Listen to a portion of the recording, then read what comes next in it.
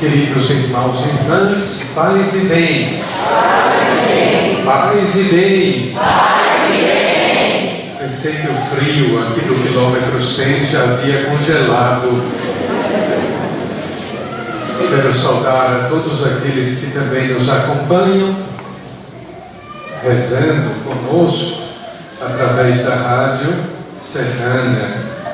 Quero saudar as irmãs de Santa Catarina de Alexandria, ao coração de cada um de vocês, bem como a Padre Vivaldo, sempre na alegria do reencontro e das memórias que fazem parte da nossa vida e do nosso ministério. Hoje nós temos a graça de celebrar esta trezena que nos possibilita, antes de tudo, o privilégio, a felicidade de nos aproximar de Deus. Bendita seja esta trezena, porque cada dia que nós fazemos um propósito, que já pensamos que à noite iremos à igreja rezar, nós já nos aproximamos de Deus. A gente se encontra com Deus, dizia Santo Agostinho, primeiro no pensamento. Por isso que é importante rezar durante o ato penitencial, reconhecendo também que nossos pecados começam no pensamento. E no pensamento também começam as nossas virtudes, quando nós fazemos o propósito, a intenção e o desejo de nos aproximar de Deus. Pois bem, desde quando hoje nós acordamos e pensamos e fizemos aquele desejo ou aquela intenção de vir a esta igreja nesta noite, que nós já começamos a nos encontrar com Deus, já começamos a ficar bem pertinho do seu coração. E ainda mais quando nós chegamos aqui, quando nós nos ajoelhamos, quando nós nos benzemos, quando nós cantamos, quando fazemos a nossa primeira oração e dizemos lá no fundo do nosso coração: Senhor, eu te agradeço por este dia, Senhor, eu te peço por esta noite, já que este dia foi tão difícil, pelo menos abençoa esta noite. Dê-me o consolo, dai-me a tua paz. Quantas orações estão contidas no coração de cada um de nós. Por isso essa noite é sim, uma noite muito abençoada, pela bênção do nosso encontro com Deus. Em seguida, porque Deus, nesta Santa Missa, se faz presente na vida de cada um de nós pela sua palavra e pelo seu corpo e sangue.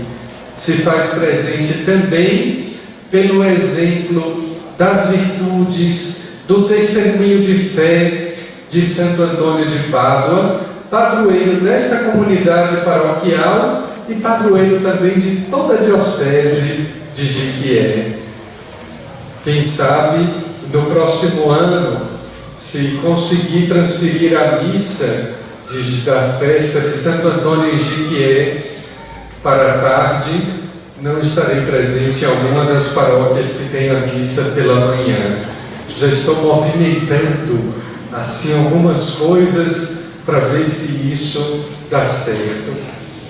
Mas nós também temos hoje a graça, neste encontro com Deus, de não apenas ter o testemunho de Santo Antônio, mas termos também o testemunho do bem-aventurado José de Anchieta, que há poucas semanas atrás foi canonizado pelo Papa Francisco, sendo desse modo um santo que viveu e morreu, mas que em tudo compreendeu o sentido da alma do povo brasileiro. Mesmo sendo um quase português de nascença, José de Anchieta, que nasceu nas Ilhas Canárias, viveu a sua vida inteira aqui no Brasil. O seu testemunho, o seu exemplo e também a sua intercessão também há de nos valer nesta noite abençoada. Nós tomemos como princípio, como ponto de partida, a palavra de Deus. Ela é sempre o fundamento da nossa fé e o princípio da presença de Deus no meio de nós. Quando nós escutávamos a primeira leitura da carta de Paulo à comunidade de Corinto, há uma frase sempre que me toca, que me chama a atenção, que nos diz: foi Deus que nos ungiu, que nos marcou com o seu selo e nos adiantou como sinal o Espírito derramado em seus corações. Nós sabemos sim o que significa um selo, muito embora hoje não escrevamos tantas cartas e usemos o correio eletrônico, mas nós sabemos que uma carta somente vai adiante, segue o seu destino, se ela tiver um selo. Nós temos um selo em nossa vida. Esse selo é um passaporte que nos possibilita ir adiante, de caminhar na direção de Deus. Todos nós temos esse selo, e este selo nos é dado na ocasião do nosso batismo. Ali nós somos feitos filhos de Deus, nos é apagado o pecado original. E quando nós recebemos este selo do Espírito Santo em nossos corações e em nossas vidas, nos é dada também uma outra possibilidade de estarmos resguardados do pecado.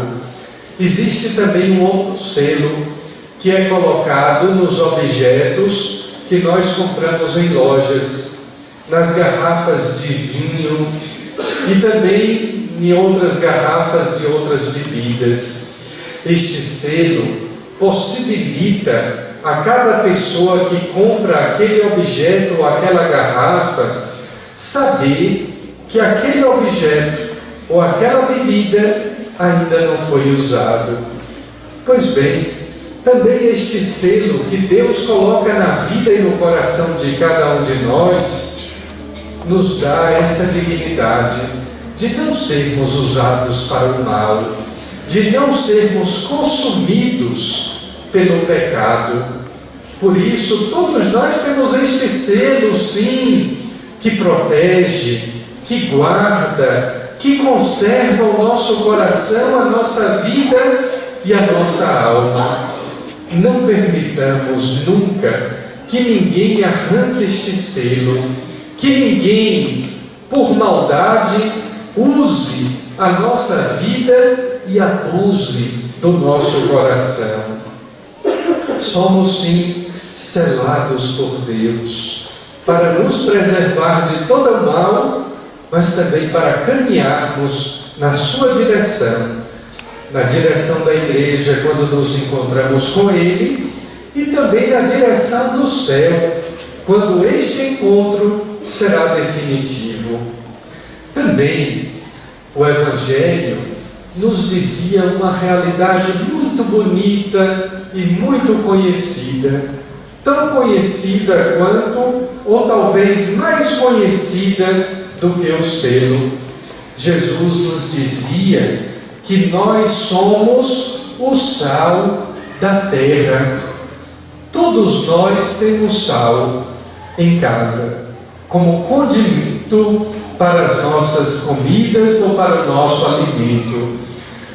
Este sal, nós sabemos que é um condimento muito importante. Ele possui 3 funções. A primeira é para dar sabor. Uma comida sem sal, e quem tem pressão alta e faz dieta, sabe o que é comer com pouco sal. Mas o sal, além de ser um condimento, ele também dá sabor a uma comida, e deve dar sabor também à nossa vida. Este é o sal da fé, é o sal que é Jesus Cristo. É Ele que dá sentido que dá sabor à nossa vida. No passado, algumas pessoas, quando estavam tristes, usavam uma expressão antiga, muito própria lá de Feira de Santana, a minha terra e de Padre Givaldo. Quando as pessoas estavam tristes, diziam: estou desgostosa com a vida, tive um desgosto. Já ouviram essa expressão aqui? Se usa aqui também?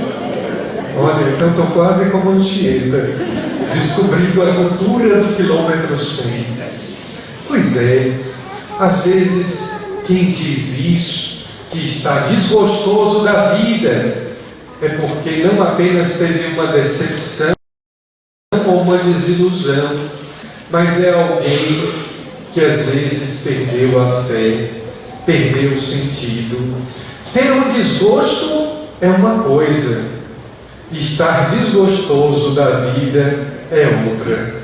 Nem tudo o que a gente tem na vida é gostoso, nem toda comida é boa, nem toda comida é gostosa, assim como nem todos os acontecimentos da vida são bons.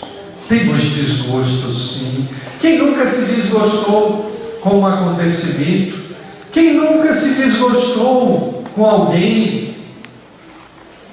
Faz parte da nossa vida, da nossa existência. Mas o que nós não podemos é ser pessoas desgostosas. Quem perde o gosto pela vida também deixa de ser uma pessoa que aprecia o lado bom da sua existência. Não podemos jamais ser desgostosos com a vida, porque apesar dos pesares, das tristezas do tempo presente, a vida ainda é um dom de Deus. E como é que nós podemos fazer para gostar da vida? Para não sermos pessoas desgostosas, pessoas tristes, amargas, pessoas que não sabem sorrir ou não sabem agradecer. Coloque sal, uma pitada de sal. Que sal é este? Não é aquele que nós encontramos aqui no mercadinho. É o sal que nós encontramos pela fé. É o sal que somente Deus pode nos conceder. É o sal do seu amor, do seu bem-querer. É o sal de quem sabe se encontrar com Deus, de quem se sente amado pelo Pai, de quem sabe que na sua vida tudo tem sentido, inclusive as tristezas e os desgostos. E é por isso que a gente canta: minha vida tem sentido cada vez que eu venho aqui e te faço meu pedido de não me esquecer de ti. Não se esqueçam, o pedido de hoje é esse: o sal da nossa fé. Mas o sal também possui um outro significado, segundo o Evangelho que nós ouvimos. Se o sal dá sabor, o sal também no passado era um pagamento. Era um pagamento por tudo aquilo que a pessoa tinha trabalhado ou tinha feito, e por tudo aquilo que a pessoa precisava. E é por isso que da palavra sal vem uma outra palavra que ainda nós usamos até hoje, que se chama, o que todo mundo recebe no final do mês? Salário. Salário vem de sal, porque exatamente no passado, quando não havia dinheiro, moeda, se pagava o salário com sal. E por que se usava o sal para pagar o trabalho das pessoas? As mulheres sabem. Porque não existindo uma geladeira, os alimentos eram conservados pelo sal. Os alimentos não se deterioravam com o sal. E o sal então tinha esse duplo sentido, essa dupla tarefa. Primeiro de conservar os alimentos e depois de dar sabor à comida. O que é que nós podemos pensar desse sentido do sal? Desses dois aspectos. Que Cristo, somente Ele, é capaz de nos dar a paga.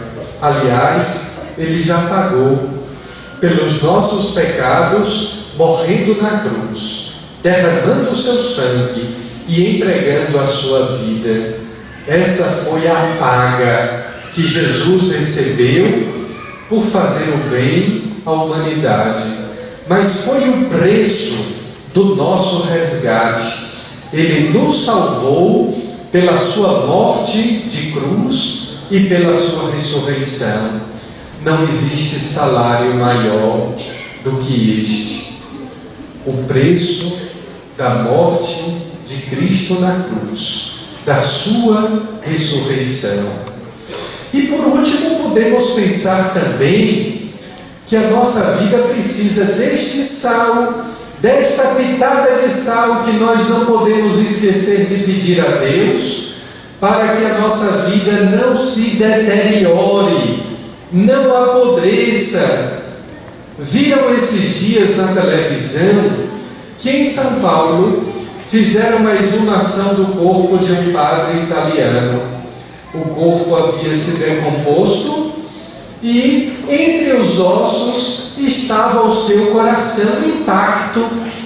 E os médicos diziam: mas não é possível, toda pessoa começa a se deteriorar, começa a apodrecer quando é enterrada a partir de dentro. São os órgãos, é o rim, o fígado, o pulmão e o coração são os primeiros órgãos que apodrecem dentro do corpo humano. Depois começa a apodrecer os músculos, a pele, restando somente os cabelos e os ossos. Como é que daquele padre tudo se decompôs, menos o seu coração? Porque foi um homem de fé, um homem que acreditou no amor de Jesus Cristo, uma pessoa que amou Cristo em cada semelhante, em cada irmão. Meus queridos irmãos, nós estamos vivendo num tempo, e a gente assiste isso na televisão todos os dias, que a sociedade está se decompondo em seus valores, que o ser humano está apodrecendo sem ser internado, está ficando podre embora vivo. Quanta podridão, quanta deteriorização dos valores. Basta quando a gente assiste as tristes notícias, quase um ano, que todas as noites passa na televisão, nos vários jornais, em todos os canais, uma notícia que se chama Petrobras. Quanta corrupção! A corrupção é também uma forma de podridão, de deteriorização do ser humano. Na verdade, muitos corações não precisam ser enterrados para se decompor. Já se decompuseram, já apodreceram, ainda vivos e ainda batendo pela falta de fé e pela falta de amor. Nós precisamos ter sal para conservar a nossa vida em Deus, para evitar que a nossa alma se decomponha, para preservar os valores que nosso Senhor deixou em nossa vida, em nosso meio, e que nossos pais, nossos avós também souberam nos passar e nos transmitir. Por último, Jesus diz: não seja uma luz colocada embaixo de qualquer lugar, seja a luz do mundo, seja um candeeiro, seja uma tocha. Hoje, em linguagem moderna, nós poderíamos dizer: seja uma lanterna, seja um refletor. Não deixe que se apague a luz dos seus olhos. Não permita que ninguém tire o brilho que está dentro do seu coração. Ninguém tem esse direito. Você foi criado por Deus, foi amado, é amado por Deus para brilhar. Mas a luz nós encontramos dentro de nós e não fora. Quem procura pisca-pisca, quem procura refletores da mídia, da fama, muitas vezes se entristece, se desespera, porque não é esse o caminho. Brilhe a vossa luz diante dos homens, e as nossas lâmpadas brilham quando nós amamos. Brilha o nosso olhar, não apenas quando estamos apaixonados por alguém, mas brilham os nossos olhos quando nós somos capazes de amar e de fazer o bem. E esta é a grande intenção deste trezenário, 13 noites, para que nós possamos dar sabor à nossa vida, para que possamos iluminar os nossos corações e assim possamos fazer a diferença. Tem gente que é diferente. Muitos hoje querem ser diferentes pelo cabelo, pela roupa, pelo modo de se vestir ou de falar, mas poucos querem ser diferentes fazendo a diferença. Dizia alguém que colocou no para-choque do caminhão: muitos querem ser importantes, poucos querem ser úteis. E quem é a pessoa que é útil é a pessoa importante. A pessoa útil é aquela que faz a diferença, que é diferente porque tem valor, é importante porque sabe fazer o bem. Então quero concluir esta reflexão. Não ultrapassei os 35 minutos concedidos a cada pregador da trezena, mas com esta breve reflexão quero saudar aos homens do texto, aqueles que rezam, pedindo que o seu exemplo de homens de oração, já que as mulheres já são do texto, me perguntaram um dia: por que não tem o texto das mulheres? E sabem o que eu respondi? Porque as mulheres já rezam o texto. Eram os homens que precisavam ser os homens do texto, porque Nossa Senhora bem antes já tinha chegado no coração das mulheres. Então que todos nós rezemos, nos aproximemos de Deus pela oração e pela prática das boas obras, para que assim sejamos sal da terra e luz do mundo. Louvado seja nosso Senhor Jesus Cristo. Para sempre seja louvado.